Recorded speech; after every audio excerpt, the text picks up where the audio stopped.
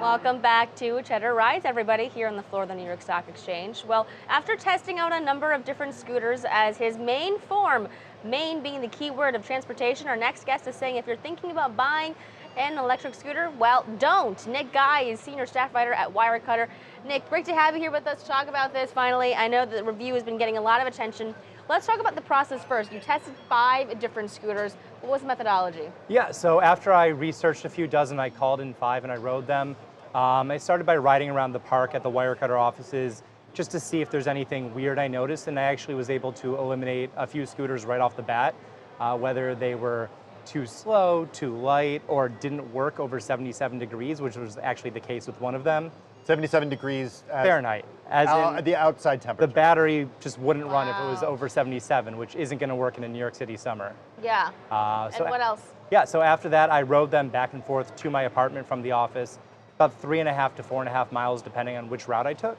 And I was able to determine a lot there. I was able to see how well the battery lasted, the speed, and it was really enlightening. Mm-hmm. So why are you not recommending that, or why are you recommending that people don't buy a scooter? And I think for background, we should just say the Wirecutter is a site that people use to recommend, to look for what to buy. Yeah, it's pretty rare that you guys actually say don't buy this type of product. Sometimes we might say we don't think a category is good, but here's the best if you want one. With something like scooters where it's potentially dangerous and you have to rely on it for transportation, we didn't want to recommend something that might hurt somebody or be unreliable. So I was able to, in testing those 5, find that they each had a major flaw.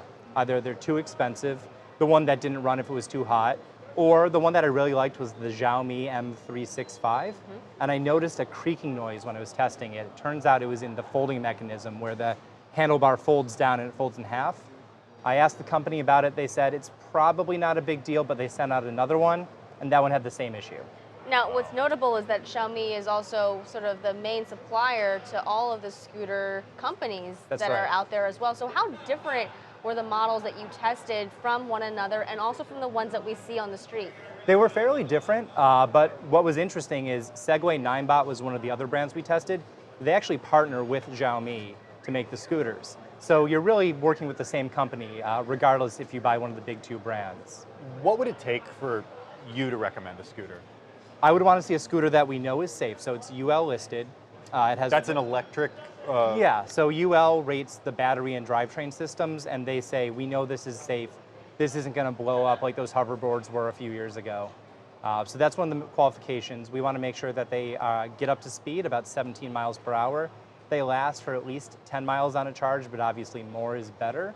And there's nothing weird in our testing. No creaking, nothing like that. Yeah, is this a typical use case, do you think, for people when they want to buy one, a 3-4 mile trip? I think so. Yeah. I think we'd expect about 5 miles per leg of a trip without having to charge in between is pretty reasonable.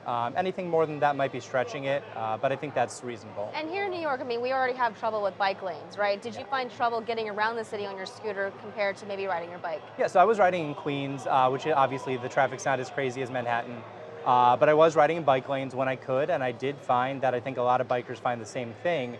It's tough. People park in the bike lanes, they just stop. You really have to go into the street quite a bit. Thankfully, I was safe. I had a few close calls, but no worse than. Did you wear a helmet the whole time? I did, yeah. So after spending a month doing this, do you envision that this actually is a really good way for people to transport that last mile? I wanted to be able to recommend one. I really enjoyed it, and yeah, I think it is a great way to get around.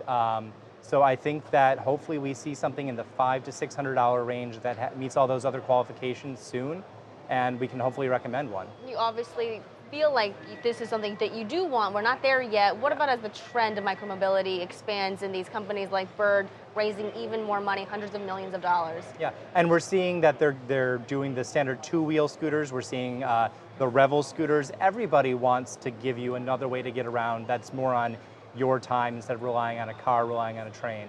So I think we're going to see more and more, and I think just like the hoverboards and everything else, prices are going to come down, scooters are going to get better and better. I think we will be able to recommend one sooner rather than later. Maybe next year, maybe the year after. Hopefully. Nick, thank you so much. Thank Great you. to have you on finally. Nick Guy is senior staff writer at Wirecutter. Thanks again. Thanks so much.